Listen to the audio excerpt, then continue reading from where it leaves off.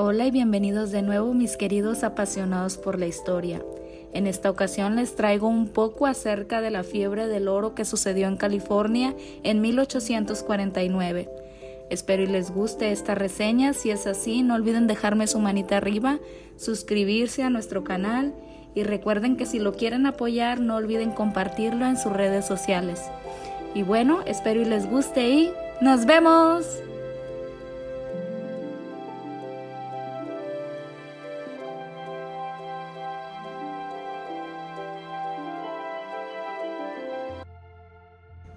John Suter, el hombre cuya tierra se convertiría en sinónimo de la fiebre de oro de California, fue un inmigrante suizo que huyó de Europa en la década de 1830 y dejó montones de deudas pendientes de pagos. Después de varios años de viajar por América del Norte, finalmente se instaló en el pequeño puesto de avanzada en Yerbabuena, actual San Francisco, en 1839. Con la asistencia del gobierno mexicano local, Suter se dio cuenta rápidamente de su objetivo de establecer una comunidad agrícola en un terreno de 50,000 acres que él llamó Nueva Helvetia, que en latín significa Nueva Suiza, que se convirtió en un importante puesto de avanzada para los inmigrantes que viajaban al oeste. Fue durante la construcción de un aserradero en las tierras de Suter a lo largo del río Americano que uno de sus empleados descubrió la pepita de oro que cambiaría el mundo. Suter, inicialmente más interesado en mantener el control sobre su propiedad, trató de mantener tranquilo el descubrimiento, pero la noticia se filtró rápidamente en cuestión de meses. La mayoría de sus trabajadores lo había abandonado para buscar oro ellos mismos, mientras que miles de otros buscadores invadieron y destruyeron gran parte de su tierra y equipo. Al enfrentarse a deudas crecientes, Suter se vio obligado a ceder la tierra a uno de sus hijos, quien la utilizó para crear un nuevo asentamiento llamado Sacramento.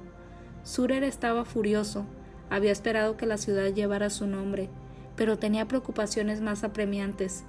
Casi en bancarrota, comenzó una campaña de décadas para que el gobierno de los Estados Unidos le reembolsara por sus pérdidas financieras, sin ningún resultado.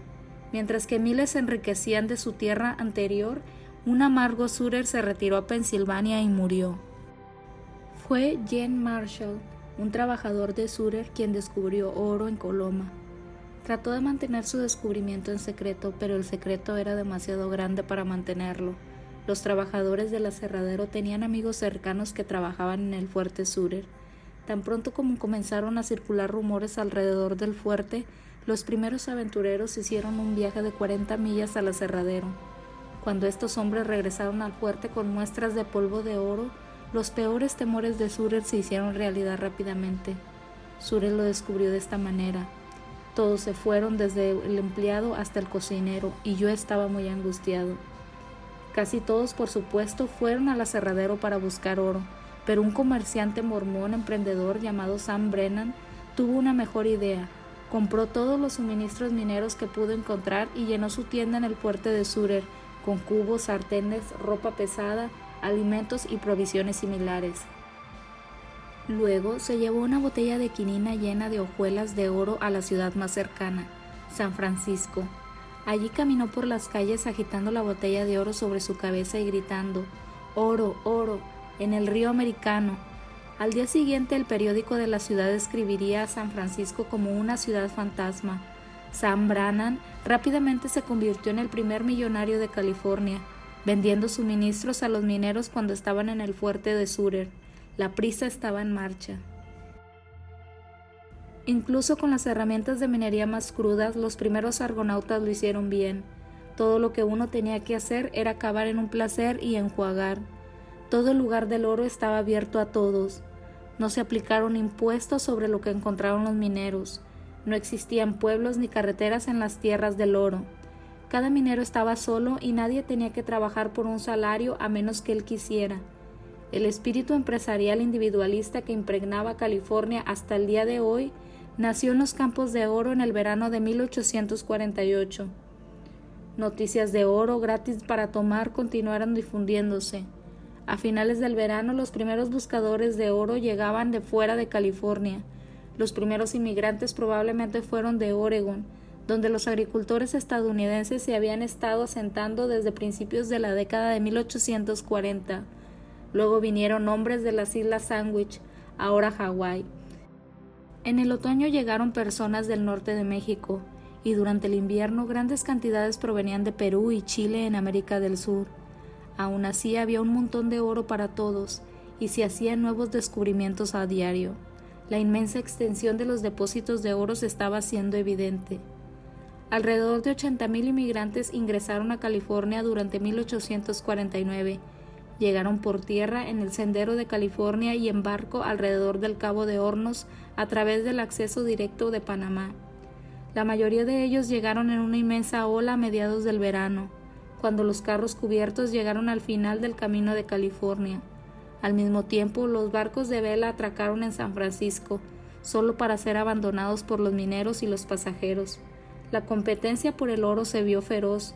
Se inventaron nuevos métodos para lavar más suciedad de pago en menos tiempo. Al mismo tiempo, los comerciantes elevaron los precios de las herramientas de minería, ropa y alimentos a nivel astronómico. Un minero tenía que encontrar una onza de oro al día para compensar. Cavar oro desde el amanecer hasta el anochecer fue un trabajo agotador. La esperanza de hacerse rico se convirtió en una obsesión para muchos. Las historias de otros que habían encontrado su fortuna de oro seguían impulsándolos. Una racha de mala suerte siempre puede ser seguida por un golpe rico. En la década de 1850 los mineros venían de lugares de todo el mundo: Gran Bretaña, Europa, China, Australia, América del Norte y del Sur. Pero el oro era cada vez más difícil de encontrar. La producción máxima de oro de placer ocurrió en 1853. Cada año después de eso se encontró menos oro, pero cada vez más hombres estaban en California para compartir la disminución de la oferta.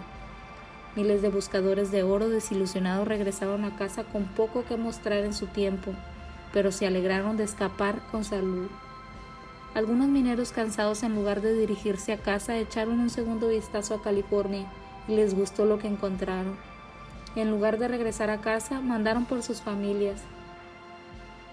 Estos pioneros encontraron la tierra increíblemente productiva, y en última instancia la gran riqueza de California no provino de sus minas, sino de sus granjas. Para otros, sin embargo, la fiebre de oro fue una catástrofe. Los pueblos indígenas pacíficos fueron diezmados. Perecieron en gran número por inanición, enfermedad, abuso y masacre. Su sociedad y hábitat, infraestructura y cultura fueron totalmente destruidos. Otras minorías también sufrieron discriminación severa. A medida que los mineros seguían inventando métodos más rápidos y destructivos para encontrar oro, la tierra fue devastada.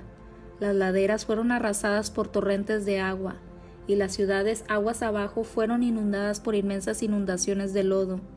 Los suministros de agua se envenenaron con mercurio, arsénico, cianuro y otras toxinas. Grandes bosques de robles y pinos fueron arrasados para maderas mineras. El descubrimiento de oro trajo inmensos cambios sobre la tierra y su gente. California, con su población diversa, alcanzó la condición de estado en 1850, décadas antes de lo que hubiera sido sin el oro. La fuerza vibrante del espíritu se remonta a la vigorosa fortaleza de aquellos exuberantes optimistas en 1849. El espíritu aventurero independiente, que es una parte tan importante en la economía de California, hoy en día es una reverberación duradera de la fiebre de oro de 1849. A continuación, algunos datos de la fiebre del oro. California no tuvo la primera fiebre del oro en la historia de Estados Unidos.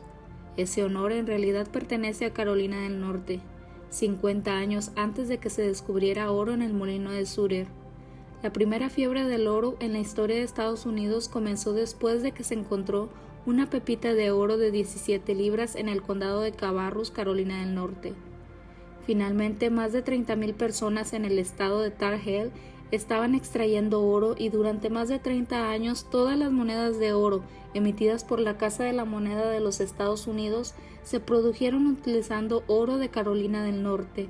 La fiebre de oro fue la migración masiva más grande en la historia de Estados Unidos.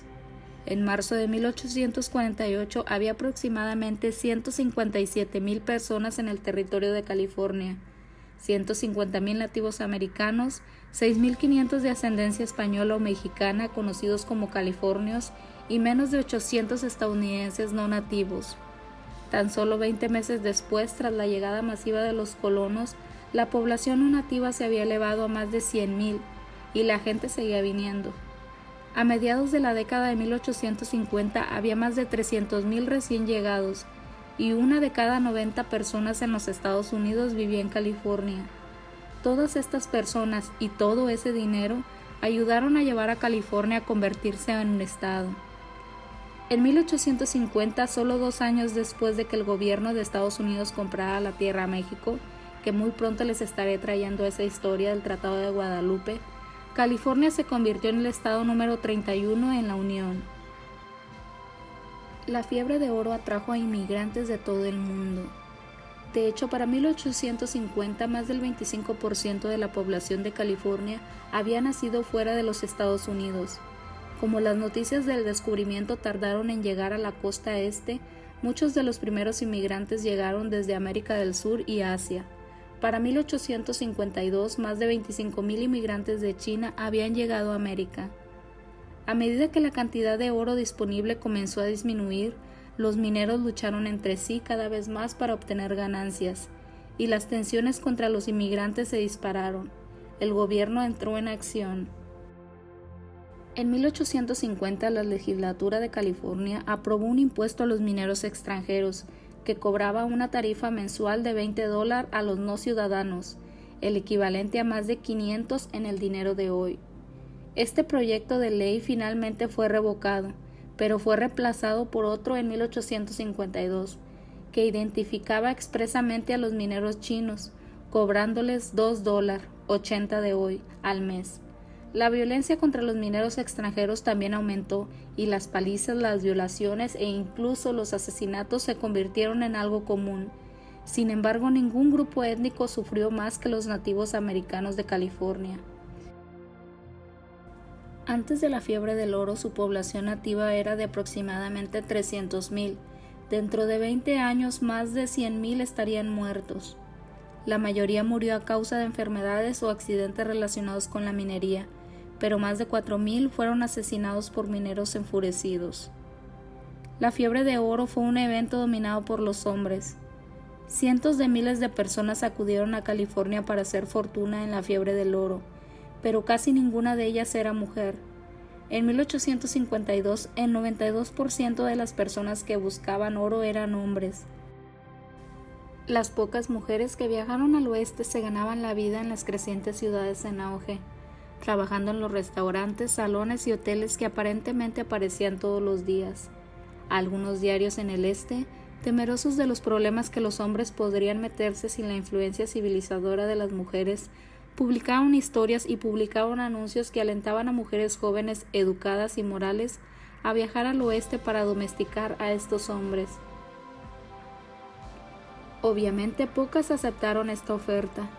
El porcentaje de mujeres en las comunidades mineras de oro eventualmente aumentó algo, pero incluso en 1860 contaban con menos de 10,000, solo el 19%. Las primeras secciones de San Francisco fueron construidas con barcos abandonados por buscadores. La fiebre de oro evocó imágenes de los miles de 49 que se dirigen al oeste en carros para hacerse ricos en California, pero muchos de los primeros buscadores llegaron en barcos, y pocos de ellos tenían boleto de regreso. En cuestión de meses, el puerto de San Francisco estaba lleno de barcos que habían sido abandonados después de que sus pasajeros y su tripulación se dirigieran a tierras dentro para buscar oro. A medida que el antiguo pueblo comenzó a crecer, la demanda de madera aumentó dramáticamente, y los barcos fueron desmantelados y vendidos como material de construcción. Cientos de casas, bancos, salones, hoteles, cárceles y otras estructuras se construyeron a partir de los barcos abandonados, mientras que otros se usaron como relleno sanitario para lotes cerca de los bordes de las aguas.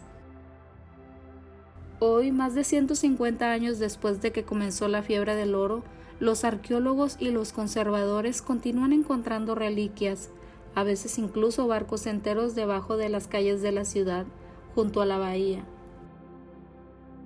La prospección de oro era una empresa muy costosa. La mayoría de los hombres que acudieron al norte de California llegaron con poco más que la ropa que traían puesta.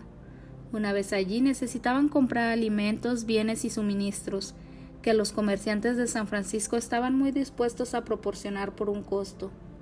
Atrapados en una región remota y lejos de casa, muchos buscadores escupieron la mayor parte de su dinero duramente ganado por los suministros más básicos. A la altura del boom, en 1849, los buscadores podrían esperar que los precios causaran un gran impacto. Un solo huevo podría costar el equivalente a $25 en dinero de hoy. El café costaba más de 100 por libra, y reemplazar un par de botas gastadas más de $2.500. Los mercaderes hicieron más fortuna que los mineros. A medida que continuaba el boom, más y más hombres salieron del negocio de la búsqueda de oro y comenzaron a abrir negocios que atendían a buscadores recién llegados. De hecho, algunos de los más grandes industriales de Estados Unidos iniciaron en la fiebre del oro. Phil Ardmore, quien más tarde encontraría un imperio empacando carne en Chicago, hizo una fortuna operando las esclusas que controlaban el flujo de agua a los ríos que se extraían. Antes de que John Studebaker construyera una de las más grandes fortunas automovilísticas de Estados Unidos, fabricaba carretillas para los mineros, y dos banqueros empresariales llamados Henry Wells y William Fargo se mudaron al oeste para abrir una oficina en San Francisco, una empresa que pronto se convirtió en una de las principales instituciones bancarias de Estados Unidos. Una de las mayores historias de éxito mercantil fue la de Levi Strauss. Strauss, un sastre de origen alemán, llegó a San Francisco en 1850 con planes de abrir una tienda de lonas para recubrir los carros a los mineros. Después de escuchar que los resistentes pantalones de trabajo que los mineros usaban 16 horas diariamente resultaban un castigo, cambió de marcha y abrió una tienda en el centro de San Francisco que eventualmente se convertiría en un imperio de manufactura, produciendo los pantalones de mezclilla Levi's.